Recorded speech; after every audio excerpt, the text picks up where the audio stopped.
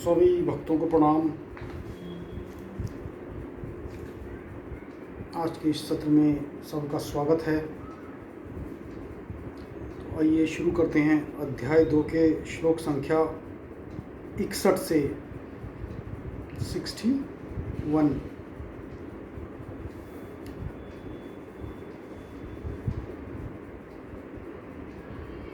तो शुरुआत करते हैं। मंगलम भगवान विष्णु मंगलम गरुड़ध्वज मंगलम पुंडरीकाक्ष मंगलाय तनोहरि। सभी गुरुजनों को नमस्कार, सभी संतों महंतों साधु संतों को नमस्कार। सृष्टि के कर्ता पालनकर्ता संहारकर्ता को नमस्कार। ग्रंथराज भगवत गीता को नमस्कार।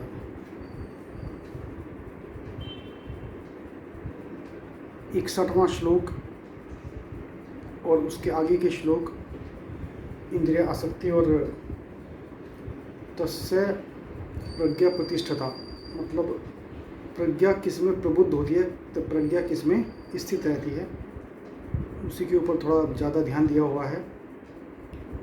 तो आइए आज शुरुआत करते हैं श्लोक संख्या 61 से।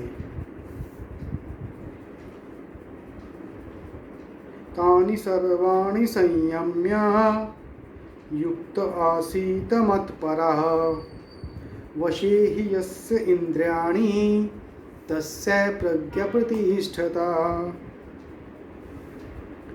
तानि उन इंद्रियों को सर्वाणि समस्त संयम वश में करके, संयमय संयम मतलब वश में करके, युक्त लगा हुआ, आसीत स्थित होना चाहिए, मत परह मुझ में, वशे पूर्णतया वश में, ही निश्चय ही, यस्य इंद्रियाणि जिसकी इंद्रियां, तस्य उसकी, प्रज्ञा चेतना प्रतिष्ठिता स्थिर। तो उसका क्या मतलब है?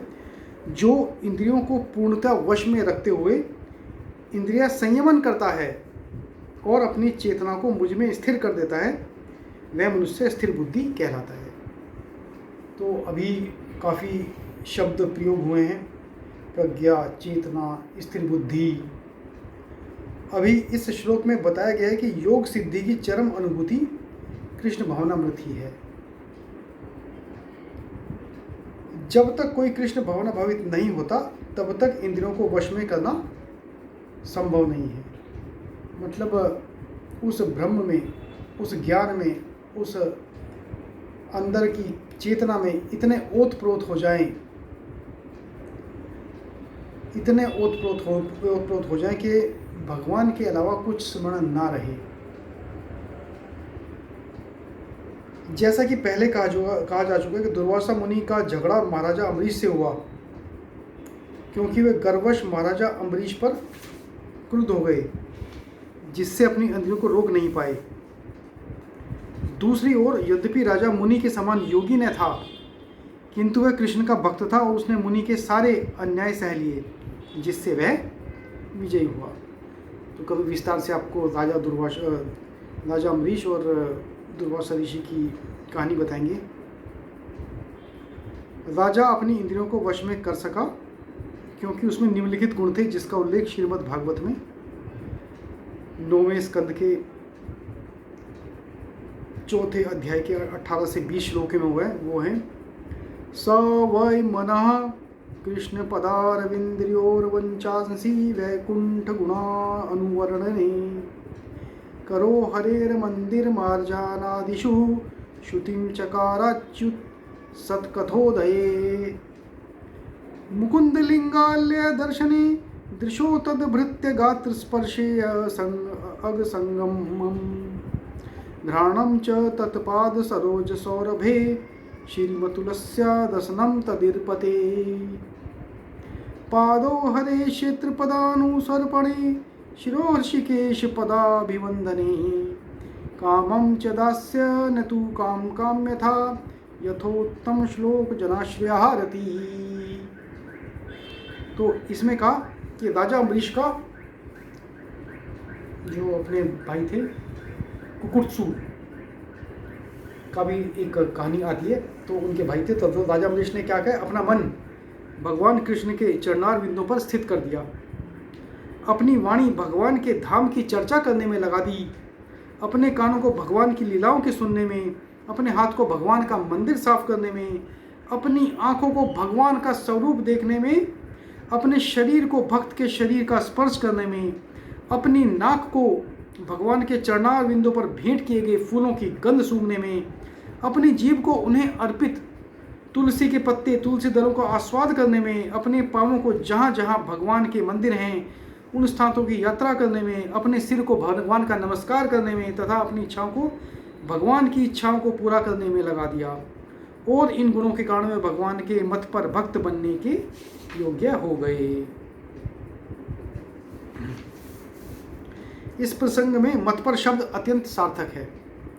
कोई मत पर किस तरह हो सकता है, इसका वर्णन महाराज अम्बरीश के जीवन में बताया गया है। मत पर परंपरा के महान विद्वान तथा आचार्य श्री बलदेव विद्याभूषण ने कहा है, मद भक्ति प्रभावेन सर्वेंद्रिय विजय पूर्विका स्वत्म दृष्टि सुलेभति भाव। इंद्रियों को केवल कृष्ण की भक्ति के बल से वश में किया जा सकता है। कभी कभी अग्नि का भी उदाहरण दिया जाता है। जिस प्रकार जलती हुई अग्नि कमरे के भीतर की सारी वस्तुएं जला देती है, उसी प्रकार योगी के हृदय में स्थित भगवान विष्णु सारे मनों को जला देते हैं। योग सूत्र भी विष्णु का ध्यान आवश्यक बताता है, शून्य का नहीं। तथाकथित योगी जो विष्णु पद को छोड़कर अन्य किसी वस्तु का ध्यान धरते हैं, वे केवल मृग मनीषाओं की खोज में वृथा ही अपना समय गंवाते हैं। हमें कृष्ण भावना भावित होना चाहिए, भगवान के प्रति अनुरक्त होना चाहिए। असली योग का यही उद्देश्य है। तो अब भावनामृत का मतलब ये नहीं है कि भाई आप अपना कार्य छोड़ दें, खाना पीना छोड़ दें, आश्रम में चले जाएं, सोना छोड़ दें। इन सब कार्यों को जीवन के दिनचर्या जिसको बोलते हैं नित्य कर्म, इन कर्मों को करते हुए भी, इन कर्मों को करते हुए ही जो मनुष्य कृष्ण भावना मृत में हृदय लगाता है, वही सच्चा योगी है। अभी क्या है, आप अपना कुछ कार्य कर रहे हैं तो उसका नहीं है मेरे को कार्य के लिए आवश्यक कस्टमर वेट कर रहे हैं 10 से 8 तक का, मेरे को दुकान खोलनी है या अपना बिजनेस करना है, नहीं मेरे को कृष्ण का नाम लेना है, उसके बाद मेरे को सब बंद कर देता हूँ मैं। ऐसा भी नहीं है। अपना कार्य तो करना ही है, अकर्म नहीं होना है। सकाम कर्म थोड़ा सा ठीक है, निष्काम कर्म हो तो बहुत ही बेस्ट है, लेकिन कर्म तो करना ही है। तो कृष्ण का मतलब ये नहीं कि सब छोड़ो, कृष्ण की भक्ति तो हमेशा लग सकती है। हम ग्रोसरी की शॉप पे किसी को सामान देते हुए भी कृष्ण में मन लगा सकते हैं। कंप्यूटर पे काम करते हुए भी मैं काम तो कर रहा हूँ लेकिन मेरा मन तो कृष्ण में है ही। तो हमसे कुछ अनैतिक नहीं होगा, कुछ अनएथिकल नहीं होगा। तो कृष्ण का मन, अपने मन से कृष्ण में लगाना है, अपने अंदर झांकना है। जो बुराइयां हैं उनको हम ना याद करते हुए उनको दूर करने के काम में यदि लगे रहते हैं, वो कृष्ण भावनामृत है। उपवास करने के बाद भी यदि मन में दुर्विचार आते हैं, ईर्ष्या द्वेष आते हैं, ऐसे उपवास से ना उपवास करके अच्छा सोचना ज़्यादा उचित है। तो कृष्ण भावना में मन लगाना सिर्फ कृष्ण का नाम रटते रहना नहीं है। कृष्ण का नाम रटने से भी फायदा होता है, लेकिन अच्छी तरह फुल फायदा चाहिए तो मन से कृष्ण को याद कीजिए, मन से। अभी बढ़ते हैं आगे 62वें श्लोक पर। ध्यायतो विषयान पुंसः, ध्यायतो विषयान पुंसः संगेस्तेषु पूजायते, संगात संजायते कामः, कामात् क्रोधो अभिजायते। ध्यायते मतलब चिंतन करते हुए इंद्रिय विषयों को, पुंस मनुष्य की, संग मतलब आसक्ति, तेषु उन इंद्रिय विषयों में उपजायते विकसित होती है, संगात आसक्ति से संजायते विकसित होती है। तो संजायते और उपजायते दोनों ही वर्ड विकसित मतलब डेवलप करने के लिए यहाँ पर प्रयोग किए गए हैं। काम इच्छा, कामात काम से, कामः कामात क्रोधो मतलब काम से ही क्रोध अभिजायते प्रकट होता है। तो अभी एक प्रीकर्सर बताया आगे के श्लोक में मैं जो बताऊंगा। अभी एक चीज़ से दूसरी चीज़ आती है, जैसे कि भाई आपको खाना बनाना है तो पहला स्टेप क्या है, गैस होनी चाहिए पाइप में या सिलेंडर में, उसको ऑन किया तो पहला है। अब गैस है तो गैस से जलेगी आग, उसके बाद चलेगा चिमटा और तवा हुआ गरम, फिर उस पर जाएंगी रोटियां। तो ये प्रोसेस है। तो इसमें इन्होंने बताया है इस वाले आगे के श्लोक में कौन सी चीज़ से क्या चीज़ का सृजन होता है। तो यदि आपको आइसक्रीम खानी है तो आइसक्रीम से पहले कहाँ पे था, दूध गाय माता के पेट में था, थनों में था, वहाँ से निकला, उस दूध से परिष्कृत हुआ, आपके घर आया, उस दूध से चाय बनी, मिठाई बनी, आगे उसके लिए। तो ऐसे किस काम करने से हम इच्छा से, बुद्धि से, क्रोध से कौन कौन क्या इफेक्ट करता है, वो स्टेप बाय स्टेप दिया हुआ है, अभी वो बताएंगे आगे। इंद्रिय विषयों का चिंतन करते हुए मनुष्य की उनमें आसक्ति उत्पन्न हो जाती है और ऐसी आसक्ति से काम उत्पन्न होता है और फिर काम से क्रोध प्रकट होता है।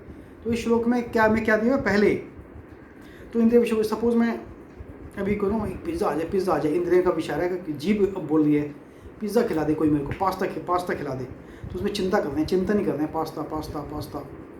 तो मनुष्य की उसमें आसक्ति उत्पन्न है, तो हम पास्ते ढूंढेंगे, पास्ते में देखेंगे स्वाद कैसा होगा, कलर कैसा होगा, तो आसक्ति उत्पन्न हो गई। उस आसक्ति से काम उत्पन्न होने होता है और फिर काम से क्रोध उत्पन्न। अब सपोज काम उत्पन्न, चलो अब देखो स्विगी लिया, उस पर हमने ऑर्डर किया, लेकिन वो तो पिज़्ज़ा का बंद है, जो फेमस दुकान है, आउट ऑफ ऑर्डर है, डिलीवरी में टाइम लग रहा है, तो अरे यार ये क्या हो गया, काम से क्रोध उत्पन्न हो गया अभी कि मिल ले रहा मेरे को आज पास्ता। या किसी आदमी को बहुत नींद आ रही है, घर आया तो पता है पता चला कि भाई सोने घर जाऊँगा, सोऊंगा, उसमें आसक्ति में आएगी, सोऊंगा आराम से, आसक्ति आ गई। अभी घर आया तो देखा कुछ मेहमान आ गए, उनको अटेंड करना है, मेहमान गए तो कोई रिश्तेदार आ गए, कोई पड़ोसी आ गया। अभी आसक्ति तो सोने की थी, लेकिन उस चीज़ में इतना घुस गया, फिर उस काम को उस काम को कर नहीं पाया, उससे क्रोध उत्पन्न हो गया। तो आसक्ति से हमें काम की प्रेरणा मिलती है। कोई आसक्ति आ गई कि भाई मॉरिशस घूमने जाना है, तो उसमें सोच रहे हैं, तो सोच से इंद्रिय विषय है। इंद्रिय का विषय मन को प्रसन्न करना, मजे लेंगे भाई, वहाँ पर देखेंगे दृश्य, चिंतन करते करते कब जाएंगे, उसमें आसक्ति उत्पन्न होगी। आसक्ति से काम उत्पन्न होता है, काम से क्रोध। तो जो मनुष्य कृष्ण भावना भावित नहीं है, उसमें इंद्रिय विषयों के चिंतन से भौतिक इच्छाएं उत्पन्न होती हैं। इंद्रियों को किसी न किसी कार्य में लगे रहना चाहिए। तो इंद्रियों को काम तो करवाना है, कंट्रोल में से काम। इंद्रिय हमें कंट्रोल ना करें, हम इंद्रियों को कंट्रोल करें। इंद्रियों से काम तो कराना ही है, आँख से दिखवाना ही है, जीभ से खाना ही है, कान से सुनना ही है, मुँह से बोलना ही है, नाक से श्वास लेना ही है। लेकिन कैसे लेना है, कितना लेना है, कब बोलना है, क्या बोलना है, वो कंट्रोल चाहिए, ये बताया गया है। और यदि वे भगवान की दिव्य प्रेम भक्ति में नहीं लगी रहेंगी तो वे निश्चय भौतिकतावाद में लगना चाहेंगी। तो कहोगे नहीं, इंद्रियों को तो मना किया है तो मैं पैर से चलूँ ही ना, घर में रहूँगा, मंदिर तक अब मैं अपना क्यों जाऊँ, कान से मैं कुछ कथा सुनूंगा नहीं, मेरे को मना किया है अभी इंद्रिया, तो मना नहीं किया। इंद्रियों से काम पूरे लेने हैं, लेकिन किस तरह से लेने हैं वो बताया गया है। इस भौतिक जगत में हर एक प्राणी इंद्रिय विषयों के अधीन है, होना भी चाहिए। भगवान का प्रसाद खाना इंद्रियों के अधीन होना पड़ेगा, जीव को टेस्ट लेना पड़ेगा, भगवान का प्रसाद है, भगवान की कथा कहनी है, मुंह से बोलना पड़ेगा, भगवान के चरणों पे चढ़े हुए फूलों का सुगंध लेनी है, नाक से करना पड़ेगा। तो इंद्रियों का तो काम लेना, उनके वश में नहीं होना है। लेकिन यहाँ तक लगे कि ब्रह्मा और विष्णु जी भी इंद्रियों के वश के अधीन है। तो स्वर्ग के अन्य देवताओं के विषय में क्या कहा जा सकता है? इस संसार के जंजाल से निकलने का एकमात्र उपाय है कृष्ण भावना भावित होना। शिव ध्यान मग्न थे, किंतु जब पार्वती ने विषय भोग के लिए उन्हें उत्तेजित किया तो वे सहमत हो गए, जिसके फलस्वरूप कार्तिकेय का जन्म हुआ।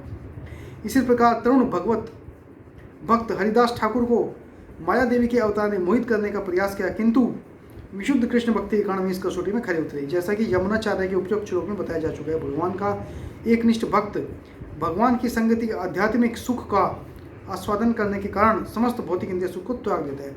तो जिसने भगवान की संगति का सुख ले लिया, उसे तो बाकी सारे सुख फीके ही लगेंगे।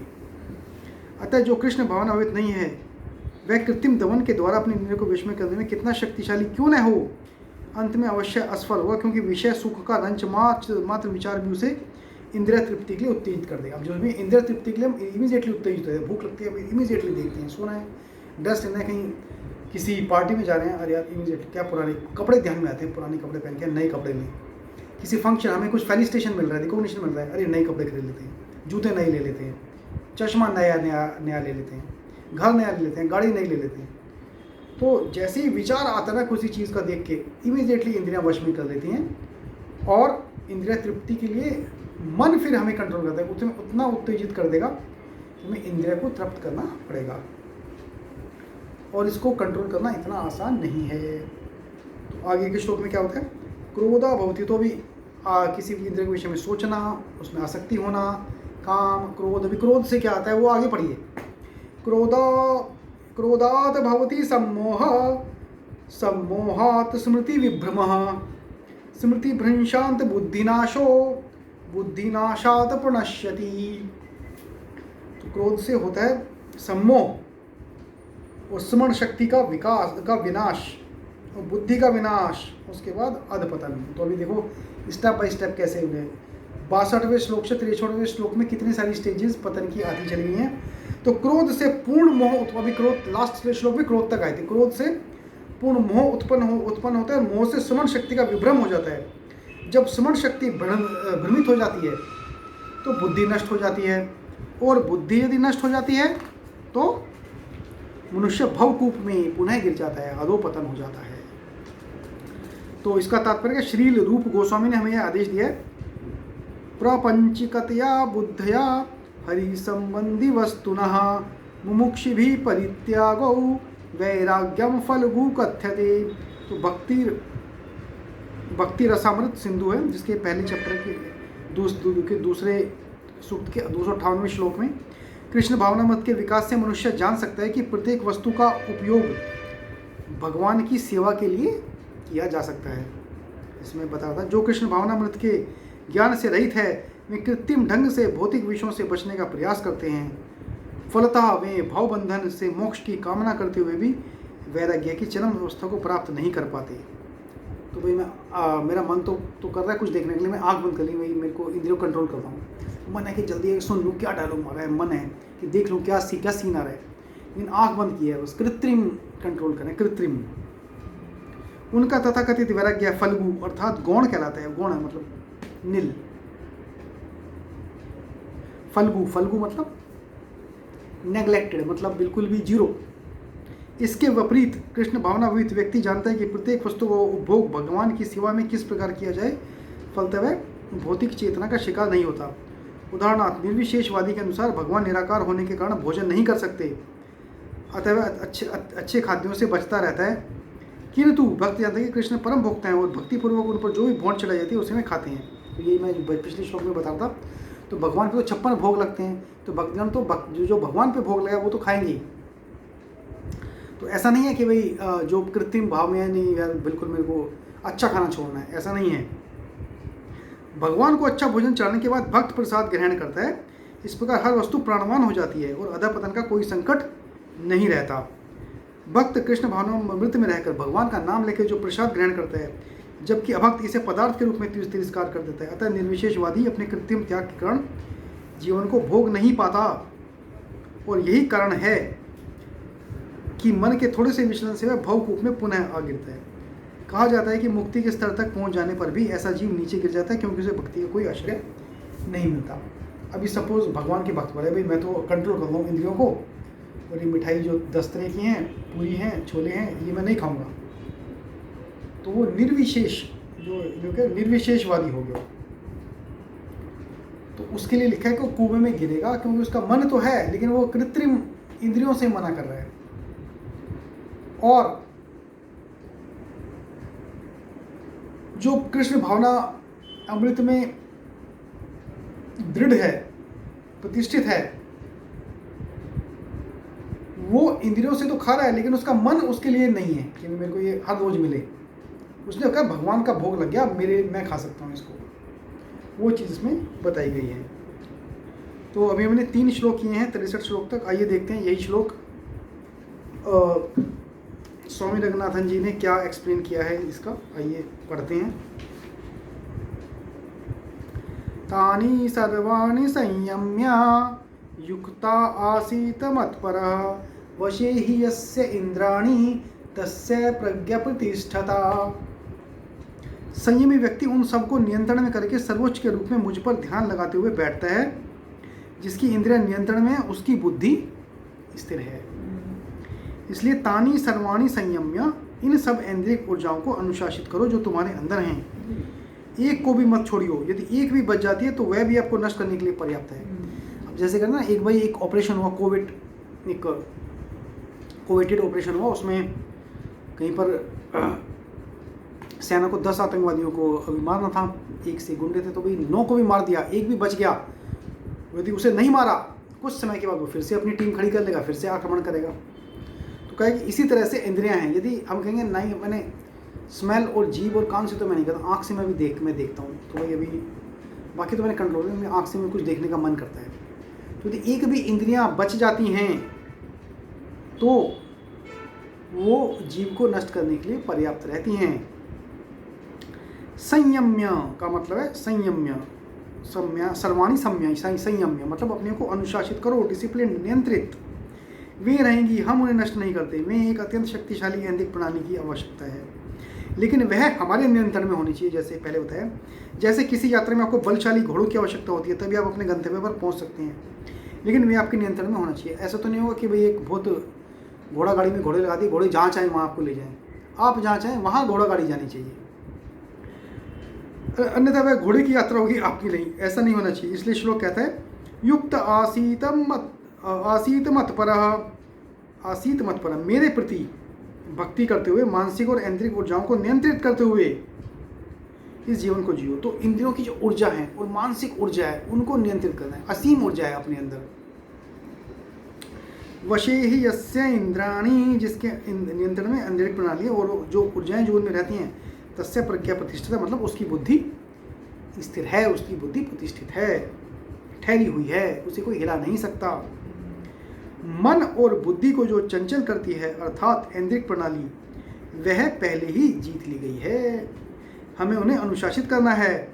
यही समस्त चरित्र निर्माण का प्रारंभ है। चरित्र निर्माण सबसे बड़ा चैलेंज होता है किसी कंट्री के लिए। जब बच्चे कुछ गड़बड़ करते हैं, माताएं कहती हैं ऐसा मत करो, तो पहला बच्चा अपने फैमिली से सीखता है चरित्र निर्माण की बात। और उसकी माँ है, दादी हैं, दादा हैं, पिता हैं, भाई हैं, बड़े भाई हैं। वही एक फैमिली में एक बच्चे को करते हैं, नहीं भाई ऐसा मत करो, अरे किसी को मारते नहीं, अरे किसी को गाली देते नहीं है, अरे चीज़ें भोजन वेस्ट नहीं करते, किसी जीव को सताते नहीं हैं। तो वहीं से ही चरित्र निर्माण का प्रारंभ होता है। वे प्रारंभिक अवस्था में ऐसा करो या ऐसा मत करो क्यों कहती हैं? क्योंकि जब हम छोटे होते हैं इंद्रियों वृत्तियों के कुछ प्रशिक्षण की आवश्यकता होती है। अभी जब जानवरों को सिखा सकते हैं तो इंसान तो बड़ी जल्दी सीखता है, तो इंद्रियों को प्रशिक्षण की आवश्यकता होती है। यदि किसी कुत्ते को एक थाली बजा के एक जगह पे बोल के उसे भोजन दिया जाए, तो अभी आप कहीं भी वो कुत्ता 2 थाली के भोजन ना भी हो, 2 थाली बजाएंगे, अपने आप आके भोजन ढूंढना शुरू कर देगा, क्योंकि उसको हमने ऐसे कंडीशनड कर दिया है, उसे ऐसे प्रैक्टिस करवा दी गई है। तो इंसान के बच्चे को तो कितनी प्रैक्टिस होगी जब जानवर में ही होती है। जब तक हम उन्हें नियंत्रित करना नहीं सीखते, हमारे माता पिता हमें सहायता करते हैं, करना भी चाहिए। जब हम बड़े होते हैं यह हम अपने हाथ में ले लेते हैं, तब हमें मालूम है कि हमें क्या करना चाहिए और क्या नहीं, कितना आगे बढ़ना चाहिए, कितना पढ़ना चाहिए। इस प्रकार का प्रशिक्षण हम स्वयं को देने का प्रयास करते हैं। ऐसा मन जिसमें अत्यंत शक्तिशाली ऐंद्रिक प्रणाली को अनुशासित करने की शक्ति है, अत्यंत स्थिर हो जाता है। तो जो हम कहते हैं ना, सूर्य का जो एक कथा कहते हैं, सूर्य भगवान 7 रथ पे आते हैं, तो 7 रथ वाली ये इंद्रियां हैं रथ, और जो उसका सारथी है वो अपना मन है, और जो ऊपर सूर्य भगवान बैठे वो प्राणी है। मतलब प्राणी को अपने मन को कंट्रोल करना चाहिए, तो वो सारथी का जो रूपी मन है वो अपनी इंद्रियों को कंट्रोल करे। तो सूर्य भगवान का रथ को आप ऐसे देखो, घोड़े इंद्रियां हैं और उनका सारथी मन है, और जो रथ के अंदर बैठा है वो हम हैं। हमें अपने मन को कंट्रोल करके उन इंद्रियों को कंट्रोल करना है। हम ऐंद्रिक प्रणाली से प्रारंभ करते हैं। एक पत्थर लीजिए, उसमें कोई ऐंद्रिक प्रणाली, एक पत्थर में तो कुछ नहीं है, ना ही सांस लेता, ना ही वो चलता। केवल जीवित प्राणी में ही ऐंद्रिक प्रणाली है। एक कोशिका से लेकर मनुष्य तक में यह ऐंद्रिक प्रणाली सरल और जटिल रूप में विद्यमान है। तो एक अमीबा में भी एक सेल है, सिंगल सेल अमीबा है, तो उसमें भी लिखा है कि भाई उसमें कंट्रोल करने की एक शक्ति है, वो कभी ना कभी डेवलप होके एक इंसान के रूप में या उससे भी आगे जा सकता है, लेकिन पत्थर नहीं जा सकता। मेरी सेल में, क्योंकि उसमें एक ऐन्द्रिक प्रणाली नहीं है। यह ऐन्द्रिक प्रणाली चिंपैंजी स्तर तक बाह्य जगत द्वारा या इंद्रिय विषयों द्वारा नियंत्रित होती है। केवल मानव स्तर पर ही किसी ऐन्द्रिक वृत्ति को नहीं कहने की कुछ क्षमता हमारे अंदर विकसित होती है। तो किसी को मना कर नहीं, हमें नहीं करना, हम नहीं कर सकते। जो सार वस्तु है मैं केवल उसी का प्रयास करूंगा, बाकी नहीं। वह ऊर्जा केवल आध्यात्मिक आश्रय से आती है।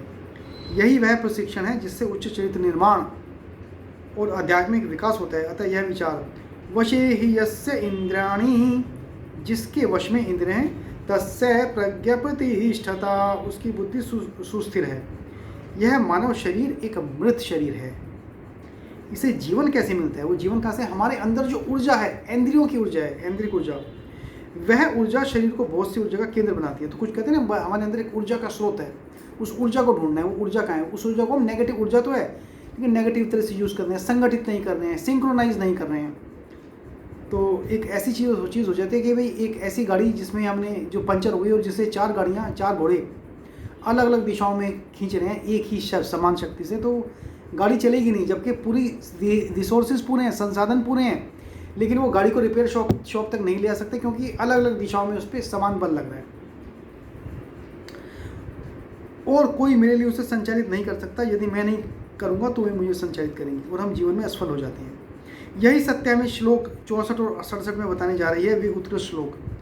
यहाँ जो 61वां श्लोक है, इसमें कहते हैं इसी प्रकार हमें ऐन्द्रिक प्रणाली से व्यवहार करना है। यदि हम नहीं जानते कि हम इससे कैसा व्यवहार करें, तो हर संभावना है कि हम नीचे ही नीचे गिरते जाएंगे और पूरी तरह खो जाएंगे, और ये जल्दी से नहीं होता। कदम दर कदम, कदम कदम बढ़ाए जा, धीरे धीरे हम नीचे की ओर फिसलते जाते हैं, लेकिन हमें ऊपर बढ़ाना है कदम, नीचे नहीं बढ़ाना। यह नीचे की ओर फिसलना जीवन में एक रोचक अनुभव है। यदि आप कार को ढलान में खड़ा करते हैं और कार में यदि आपने ब्रेक नहीं लगाए, तो कार अपने आप धीरे धीरे नीचे जाएगी और बाद में गति तेज हो जाएगी। तो शुरू में तो धीरे चलेगी, वही चीज़ अपने इंद्रियों की है, और कहीं पर टक्कर हो जाएगी अपनी गाड़ी की। और इसी प्रकार मानव प्रणाली में यह नीचे जाने की और प्रवृत्ति होती है। तो अगले 2 श्लोकों में इसी के बारे में बता रहे हैं, बहुत प्रसिद्ध श्लोक हैं। ध्यायतो विषयान पुंसः संगस्तेषुपजायते, संगात संजायते कामः, कामात् क्रोधो अभिजायते। तो इंद्रिय विषयों के चिंतन से उनके प्रति मनुष्य में आसक्ति हो जाती है। आसक्ति से उन्हें प्राप्त करने की इच्छा जागृत होती है, और इच्छा जागृत होने पर क्रोध उत्पन्न होता है। क्रोधात भवति सम्मोह, सम्मोहात स्मृति विभ्रमः, स्मृति भ्रंशात बुद्धिनाशो, बुद्धिनाशात प्रणश्यति। क्रोध से बुद्धिभ्रम होता है। बुद्धिभ्रम मतलब हमारी बुद्धि गलत कामों में प्रविष्ट हो जाती है, और बुद्धि भ्रम से स्मृति भंग हो जाती है। स्मृति भंग होने से हम कुछ सोच नहीं सकते। अभी स्मृति भंग हुई तो हम पानी में गिर रहे हैं, आग में चल रहे हैं, किसी को मार रहे हैं, वो सब हमें पता ही नहीं चलेगा, हमारी स्मृति चली गई। और विवेक नष्ट होने से यह जो मनुष्य है, व्यक्ति या मनुष्य नष्ट हो जाता है। तो हमारे पास बहुत सारे एग्जाम्पल हैं सोसाइटियों के, कम्युनिटीज़ के, कंट्रीज़ के। जब विवेक नष्ट हो गया, वहाँ व्यक्ति नष्ट हो गए। हम जीवन में कैसे गिर जाते हैं? मान लीजिए आप एक कारागृह को जाते हैं, वहाँ आपको एक युवक मिलता है, आप किसी जेल में हैं, जिसको एक आदमी मिला जिसको बंदी बना के अपने कारागार में डाल दिया। तो उस आदमी ने क्या किया था कि किसी दुकान से कुछ सामान चुरा लिया था उसने, केवल इतना ही। अब ध्यान दीजिए कि उसकी आदमी की चोरी की वृत्ति कैसे डेवलप हुई, वो चोर कैसे बन गया, और अंत में वो जेल कैसे पहुंचा। आपको इन श्लोकों में इसका उत्तर मिल जाएगा। तो ध्यायतो विषयान पुंसः, जब आप इंद्रिय विषयों के बारे में बार बार सोचते हैं, उन्हें आकर्षक समझते हैं, तो क्या होता है? तो मन उनके प्रति आसक्त हो जाता है। मुझे यह अच्छा लगता है, मुझे ये बहुत अच्छा लगता है। पहले मैं उसे देखता हूँ, फिर मैं उससे मोहित हो जाता हूँ, आसक्त हो जाता हूँ। फिर क्या होता है? फिर मुझे उसे प्राप्त करना चाहिए। तो किसी को देखा, कार देखी, मुझे प्राप्त करना चाहिए। अब कार है, खरीद तो सकते नहीं, लेकिन आसक्ति आ गई, कार तो चाहिए। उसके बदले इंसान चोरी करेगा, और उसके बाद सही समय पर काम नहीं सिद्ध होगा तो क्रोध आएगा, क्रोध से मोह आएगा, मोह से बुद्धि भ्रष्ट हो जाएगी, विवेक भ्रष्ट हो जाएगा, और ऐसे चोरी के काम में प्रवृत्त हो जाएगा। किसी का खून भी कर सकता है, और फिर जेल जाता है और जिंदगी नष्ट हो जाती है। तो वह अच्छा उस आसक्ति से उत्पन्न होने लगती है। अतः पहले किसी वस्तु का निरीक्षण, लंबे समय तक उस पर विचार करना, और फिर उससे आकर्षित हो जाना, और फिर उसे प्राप्त करने की इच्छा हो जाना। और यदि लोग बाधा बने तो कामात क्रोध भी जाए थे, इच्छा से क्रोध उत्पन्न होगा। यदि कोई बाधा करता है, इसको गार्ड को मारूंगा पहले तो मैं, तभी तो ये इसका को ताला तोड़ पाऊंगा शोरूम का। तो यदि कोई मेरे लिए उसकी प्राप्ति में बाधा बनता है, फिर क्या होता है? क्रोध आएगा, बुद्धि भ्रम हो जाएगा, आप अपने परिवेश को भूल जाते हैं, अपना व्यक्तित्व भूल जाते हैं, अपने परिवार का बैकग्राउंड, पृष्ठभूमि सब भूल जाते हैं। आप कहाँ से आए थे, कहाँ आपको क्या उसके दुष्परिणाम हो सकते हैं, सब भूल जाते हैं। तो विवेक सब चला जाता है। इसलिए मनोविज्ञान में कहा जाता है क्रोध के समय स्त्री या पुरुष पागल हो जाते हैं। क्रोध क्या ऐसा कंट्रोल रहता है, उसे कुछ समझ नहीं आता, सब पागल हो जाते हैं। अल्पकालिक पागलपन क्रोध कहलाता है। तो पागलपन क्या है? लंबे टाइम तक पागलपन है, वो तो पागलपन होता है। छोटे से टाइम के लिए पागलपन है, उसको क्रोध बोलते हैं। ये एक दूसरी डेफिनेशन है। आप उस समय होश खो बैठते हैं, फिर क्या होता है? क्रोधात भवति सम्मोह, उस क्रोध से भ्रमित हो जाते हैं। उसके बाद विचार स्पष्ट नहीं रहते, प्रत्येक व्यक्ति भ्रमित होता है। उस समय मन की यही प्रकृति होती है, आप देख नहीं सकते कि क्या क्या है। उस समूह में आप स्मृति खो बैठते हैं, आप कौन हैं, क्या हैं, क्यों कर रहे हैं, आपकी इतना अच्छा बैकग्राउंड है, इतनी अच्छी फैमिली है, आप सब भूल जाते हैं। इसलिए आप उस समय कुछ बुरा कार्य करने के लिए उद्यत हो जाते हैं। सभी दुर्बलताएं घर कर जाती हैं अपने सारी। अभी जैसे होता है आप ना, जैसे वातावरण में कुछ अच्छी प्रवृत्ति भी फैली है, उनके ना प्रैक्टिकल सब अच्छा ज़्यादा हेल्प करता है। तो ऐसे जर्म क्रोध आते हैं तो जो नेगेटिव पार्टिकल्स हैं वो भी एंटर कर जाते हैं, ज़्यादा एंटर कर जाता है। भाई क्रोध को भड़काओ, गलत काम के लिए बुद्धि को अविवेक नष्ट करो, तो इंद्रियां इमीडिएटली उसको सपोर्ट करती हैं, द्वार खोल देती हैं, आओ जो भी क्रोध को और अग्नि दो। जैसे कि अनेक रोगों से जब शरीर दुर्बल हो जाता है, तब यह बाहर के सभी दोषों को आमंत्रित कर देता है, या उन्हें आमंत्रित कर देता है और शरीर विकारों से भर जाता है। इसी प्रकार मन भी, इस प्रकार हम पूरी तरह गिर जाते हैं। जब स्मृति चली जाती है हमारी पहचान और परिवेश आदि की, तब बुद्धिनाश, विवेकशीलता, तर्क युक्ति, केवल वही इस देश में कानून भी है, जेल भी रहता हूँ और बड़ी बुरी सजा भी हो सकती है, वो सब बुद्धि चली जाती है जो आपको बतला सकते हैं कि क्या करना चाहिए और क्या नहीं, पूरी तरह से चली जाती है। फिर क्या होता है? आप बुद्धिनाश से नष्ट हो जाते हैं। इस प्रकार हम एक एक कदम हम नीचे गिरते जाते हैं। तो बहुत अच्छा इस श्लोक को व्याख्या की है। अभी आगे क्या बताया कि हमें मन के स्वभाव को जानना चाहिए, जब हम इसके विरुद्ध लड़ सकते हैं और अधिक स्वस्थ तथा स्थिर व्यक्तित्व विकसित कर सकते हैं। तो मन के स्वभाव को जानना मुश्किल है, लेकिन धीरे धीरे समझने की कोशिश करनी चाहिए। मन तो हमारा ही है, कोई दूसरा तो कंट्रोल कर नहीं सकता। अपने मन को हम ही कंट्रोल करेंगे, दूसरे को तो पता नहीं हमारे मन के अंदर क्या है। कोई ऐसे एक्सरे मशीन भी नहीं है, कोई ऐसा साइंस का चमत्कार भी नहीं हुआ कि किसी मन को पढ़ ले के मन में क्या है। जो इंसान है उसे को ही पता होता है उसके मन में क्या है। तो मन को तो हमें खुद ही कंट्रोल करना पड़ेगा। अतः ये दो श्लोक बताते हैं कि कैसे अच्छे व्यक्ति भी बुरे कार्य कर लेते हैं और बाद में अनेक कष्ट उठाते हैं। विदेश में यात्रा के समय जो स्वामी जी थे वो समाचार पत्रों में कई बार सुपर बाजारों में चोरी की बातें पढ़ते थे। अनेक देशों में, भारत में भी अब हमने प्रारंभ कर दिया। 15 ये चुपचाप किसी ग्रोसरी स्टोर में चुपचाप एक सामान उठाया, छुपाया और उसे अपने ले भी जाते हैं। या आपको एक वस्तु उठाई, दूसरी वस्तु का लालच आ गया, काउंटर पे गए, पेमेंट किया, लेके आ गए।